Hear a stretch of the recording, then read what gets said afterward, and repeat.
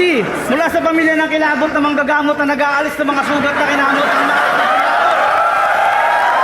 sa mga kapangyarihan na mahiwagang taing nakabalot.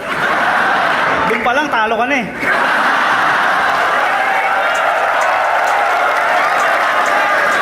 Noong June 29, 2019 nga ay naglabas si Sir Enigma ng isang solid na event at mga bigating battle MC nga ang mga nakasali dito. Idagdag mo na rin ang Isa Buhay 2019 kung saan kasali nga dito ang mga paborito at inidolo nating battle MC. At ito nga ay napaloob sa zoning 2019, naging kaabang-abang nga ang mga laban sa event nito, lalo pat napakarami ding mga komedyante ang kasali dito. Lalong-lalo na ang Tapatang Zaito at Tipsy D. Matatandaan na ang unang sagupa ng dalawang ito ay sa naganap na 5v5 battle at si Saito nga ang nangibabaw sa battle na yon. Kaya naman sa video na ito ay sabay-sabay nating panoorin ang mga nakakaaliw at mga nakakatawang linya na naganap sa event na ito. Welcome back ulit guys sa ating munting channel. For today's video papanoorin natin ang Zoning 2019 Best Funnyland. At paalala ko lang mga clips na inyong papanood sa araw na ito ay ayon lang sa abot ng aking nakayanan at kung meron man akong hindi nasama ay mas mabuting sa mismong YouTube channel ng Flip Top kayo manood para sulit ang inyong panonood. So umpisa na natin. Let's go!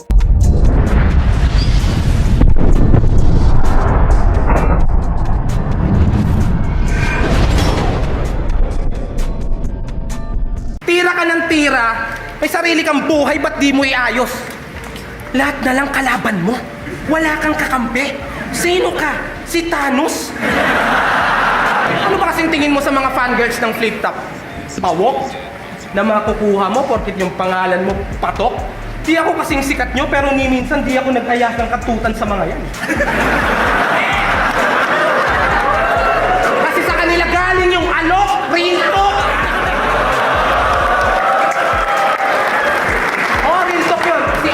Hindi, huwag na. Ritok yun. Ang ganito, parang ganyan. Puro pagkukumparat, puro yabang. Kaya paanong di magiging malawak? Eh, puro parang. Pagkatapos ng parang na naman. Redundant na masyado.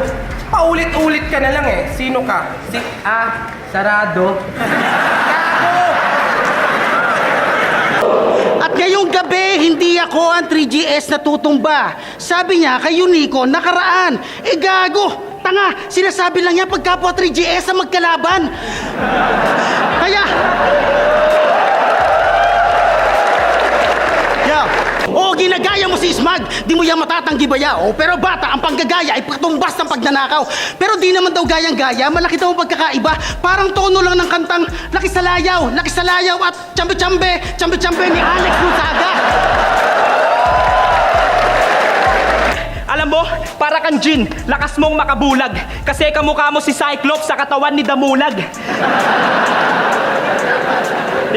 At napanood ko yung laban nito sa laglagan. Sabi niya, di ako mahaharangan na para bang bumberong di nauubusan ng laman. Bumberong di nauubusan ng laman? Napakawak ng bobo! Tanga, yung bumbero, tao yun, baka ibig mo sabihin truck ng bumbero. So anong tawag mo sa piloto? Airplane. Huwag mo sabihin tawag mo sa barko, captain. Tapos, yan yung mga bagong hip-hop at malamang sa malamang tawag niya kay Enigma, Flip Top.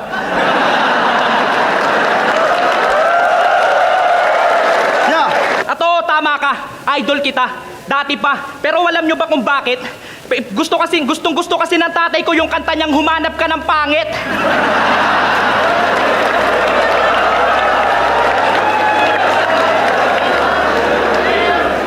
Isa sa mga solid na laban dito ay itong laban sa pagitan ni Lanzetta at Sixth Street. Karamihan nga ng mga battle nitong si Lanzetta ay bihira nga itong magbitaw ng mga nakakatawang linya. Na-focus lang nga ito sa mga dikdikang linya at isama mo na rin ang boses nitong malarobot na di naman talaga nababagay para sa isang komedyan. Habang si Sixth Street naman ay habang tumatal nga ito sa liga ay mas lalong lumalakas ang mga sulat nito na talaga namang aabangan mo mga binbitawan itong linya. Sa laban nga dito kay Lanzetta ay lumabas din ang kanyang pagiging komedyante na kahit nga mismo si Lanzetta ay napapatawa niya.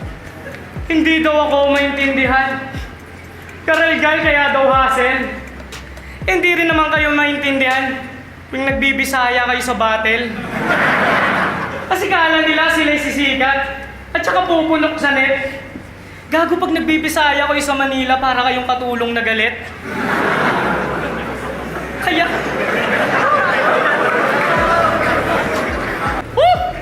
Lakas! Sobrang lakas! ng boses. Pero dami mong napapailing ha. Sikat na sikat ka nga sa amin eh. Nakakabilib ka. Dahil sa'yo, yung nakakarinig naging bingi. Yung bingi, nakakarinig na. Tangin ng boses ang puta. Di ko alam kung meron kang kaaway, sa bahay, si nanay. Pangit ba childhood mo? Pustahan, yung bahay nyo puno ng soundproof, no?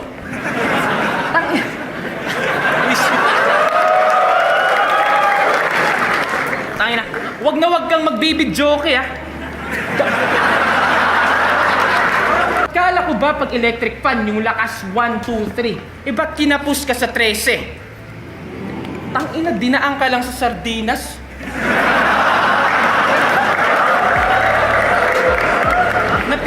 Napilas na kaagad to? Sabi mo pa, isa kang pating pag nagmalalim. Sardinas lang pala katapat mo. Motivation niya, si Sayad at Bato. Sunod naman ay ang tapatang Apex at Acer. Kilala nga natin itong si Acer sa pagiging mabilis mag-rap at buibitaw nga din ito ng mga pandurugang linya na nakadepende lang naman sa kanyang nakakalaban dahil sa may mga laban nga din itong nagpapatawa siya lalong-lalo na doon sa laban niya kay Tweng na halos buong round nga niya doon ay nagpatawa siya. Habang sa Apex naman ay alam naman natin na simula pa noong una niyang battle ay nagpapatawa na ito sa mga battle niya. Kaya binansagan nga din niya ang sarili niya na bilang joker din ng flip top dahil sa kaya nga rin nitong magpatawa sa battle. Gaya nga dito sa laban nila ni Acer na talaga namang pinagtripan niya. Masabi mo talagang napakahusay din niya magpatawa. Inaasahan ko na makalaban, Lanceta, Poison o si Six Threat.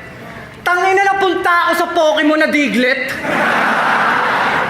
Ang kanyang secret, pag walang toothpaste, chiclet. Yung mukha nito, ang weirdo ng pagkakaulma at pagkakamix. Parang sinabi ng Diyos, o yan, good luck sa mga chicks.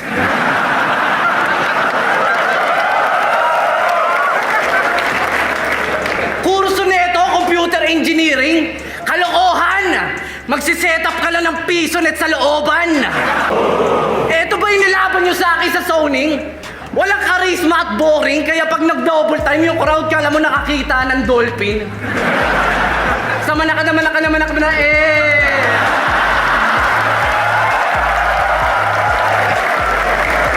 May tanong ako sa'yo, Utol. Ilong ba yan o bukol?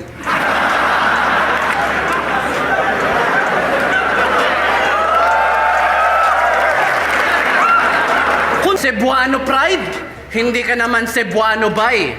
Tingnan mo nga yung ilong mo, peach mango pie. Kingina ka? Pangu ka pala? Hindi halata! Shades mo dapat pang Matrix yung nakadikit sa mata.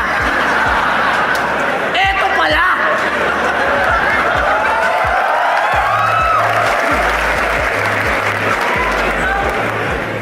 Eto pala! Yung nagpapanggap na presidente ng Rapolo. Damuho. You put the pango in Pangulo. Surgery tol, di mo bet? Tingnan nyo pag may silhouette, parang logo ng ni Josep. Tingnan nyo! Tingnan nyo! Looney fan na nagmumulting mangmang. Meron daw siyang bars, jokes, delivery, quality, trusted healthcare, gawa ng Unilab yan.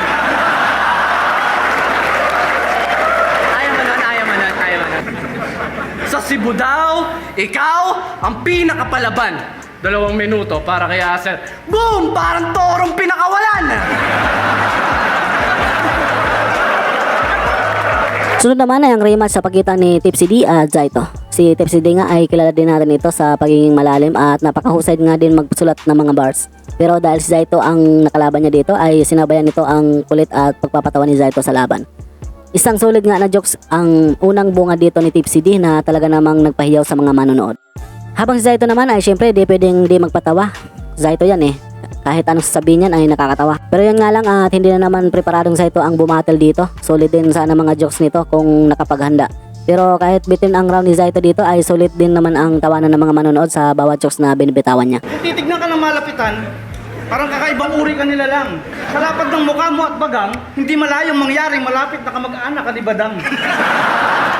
Para kang taon tumbong na may bulutong ketong sa utong. Kapag sinumpong, yung tulog ng utok mo, alulong.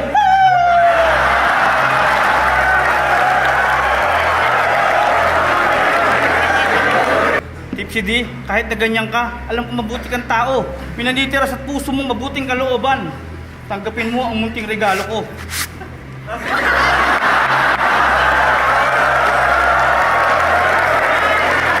Ang sibilyo ang pangkalawakan. Bitbit mo sa amanda ko anumang klase ng digmaan. Ang sibilyong to magliliwanag pag may kalabang parating. Umigaw ka lang, ako si Tipsy D, ang tagapagtanggol ng mga praning. Ano mo, praning? Gago. Pag-usapan natin si Tipsy D at ang pamilya niyang tanga. Simulat si Tipsy D. Sa hinaba-haba ng panahon, salamat po at ako'y babalik na rin, ina. Ang aking pumunting kahilingan, ako'y salubungin niyo ni Ama. Buong kamag-anak mo naghanda, 3 jeep inarkila. Ito nang parating na, oh. Sinarubong lang talaga. Gago. Dapat kasi nilagay mo, tay, ako'y sunduin nyo. Sunduin, hindi salubungin, tanga.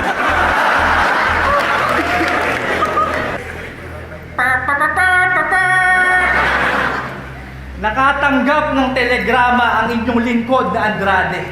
Mula sa malayong kalugaran, sila'y tulungan daw ang sabi.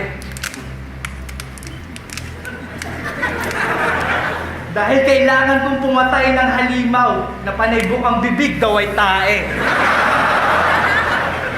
Bitbit ang aking espada. Natanaw ko ang halimaw nagbabalak pang magtago. Kinailangan kong umatake ng mabilis bago siya tuluyan na maglaho. Huminga ako ng malalim at putang ina ang baho!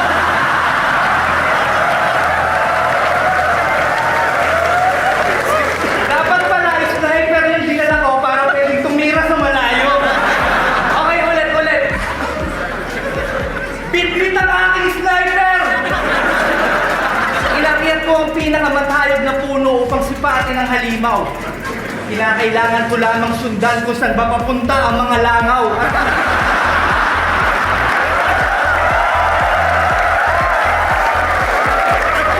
Siyempre dahil umabot ka sa part nito at kung bago ka lang nakapasyal sa channel ko ay nanyanyahan mo na kita na mag-subscribe at pagkihita ng bell button para lagi kang updated kung may bago kong ilalabas na content tulad dito. Siyempre papalo at like na ng ating Facebook page. Nag-upload ako doon ng mga content about sa hip-hop at flip-top. Maraming salamat at magpatuloy tayo. Kaya pala, tigang na tigang. Kakantutin niya daw kahit ano man ang ihain. E di putang ina mo, itusok mo yung burat mo sa bagong hangong sinaing.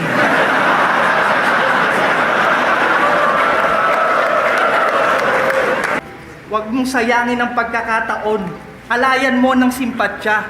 Alam kong mahirap pang mag-ipon, pero maglagay ka hanggat kasya. Para pagdating ng panahon na punong-puno na ng barya, pwede na nating basagin sa ulo mong tangina mo ka. Akala mo ipaki ako sa'yo? Gago! Saka, di ba doon ka nagmana? High quality na uling, kahit darang na darang. Pag 2 beses nag-snap si Thanos, malamang abo na kaming lahat, ikaw baga pa lang.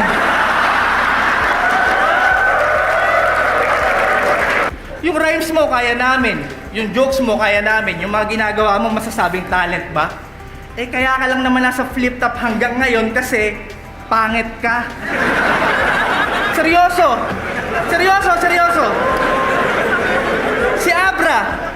Si Abra, sa tingin mo kung ganyan mag-rap, may karir ba? Wala, Saito. Wala. Pero ikaw, meron.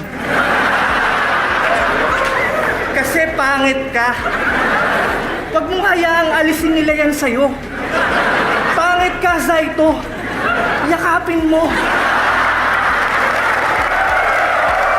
Sana, bago ka nag-asawa, maghanap ka ng matibay na trabaho.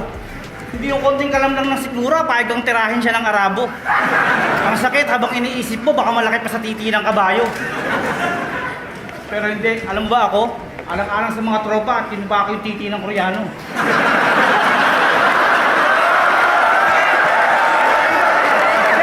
Joke lang. Real talk. Si Enigma nakabergen sa akin. Sabi niya pa nga, Sight, sumahay ka na, araw-araw masarap pagkain natin. At last, ang sagupang J-Clown at Lip Cramp. Ito, bakbakan ang laban na ito, lalo pa at isa buhay at pareho nga ring pangdigdikan ng style sa battle. Si J-Clown nga ay kilala natin ito sa Malay Smugglers ang style sa battle, Mapa Flow, Speed Drop ay magkatulad na kay Smug. Hindi naman as in kuha niya, may pagkahawig lang kung baga at bihira nga din itong magbitaw ng mga nakakatawang niya maliban sa laban niya nga dito. Habang si Lip Cramp naman ay sa mga nauna nitong laban ay di pa ito gaano nagpapatawa, sumasabay nga ito sa mga seryosong banatan. Unlike nga ngayon na talagang malakas itong mag-trip na kahit sinong battle MC ay basic na basic lang para sa kanya ang gagawin nito. Lalong lalo na pag ginagamit nito ang pagiging biyasa sa line map. Push! B-side push! Yan ang bulok ng intro na pampagana. Ayan ka, B-side push mo, yung B-side ginibana.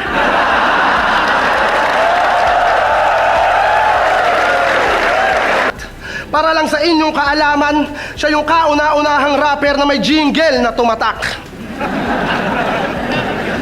Tangina, ang banu mo na nga na MC, doon palang kadiri ka na. Tulog na lang malalim sa'yo, puta, umihi ka pa. Pastilan ka, Diyos mio.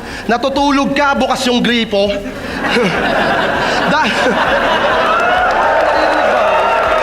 Isa daw siyang legit NBA fan.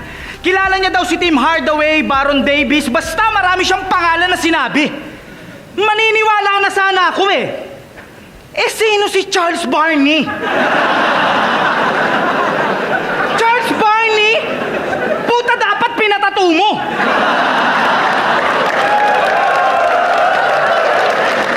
Charles Barney? Enigma, sino ba yun?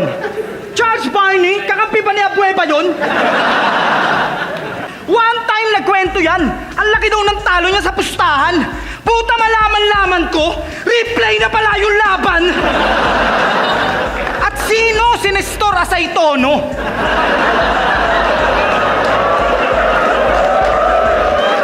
Nestor Asaytono? Bobo! Yang utak mo wala sa tono. Ganyan ang tama ng lasinggerong hindi marunong mag-abono. Tangina mo, puro ka basketball reference. Mali naman yung mga detalyeng pinapaikot. Siguro pag nanonood kayo sa bahay, yung TV nyo nakatalikod.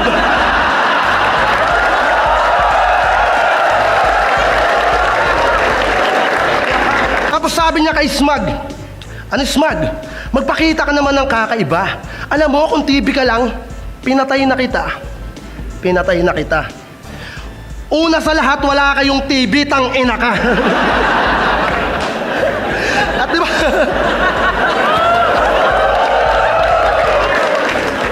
Round ko to. At last na yan. Tangina mo yung tubig ko, wag mong duraan.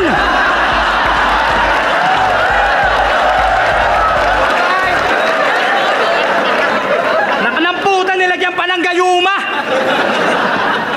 Hanggang dito na lang guys ang aking video sa araw na ito. Maraming salamat sa inyong panonood at sana ay nag-enjoy kayo. Maraming pong salamat sa mga solid supporters natin dyan na walang sawang sumuporta sa channel ko. Marami pa akong ilalabas ng mga content about sa hip-hop at flip-top, kaya pakibang-abang na lang po. At syempre don't forget to like this video para naman pakita ni YouTube sa iba pang mga manonood. At syempre napakalaking tulong na yan para sa aming mga content creator. Maraming salamat, hanggang sa muli. Peace out.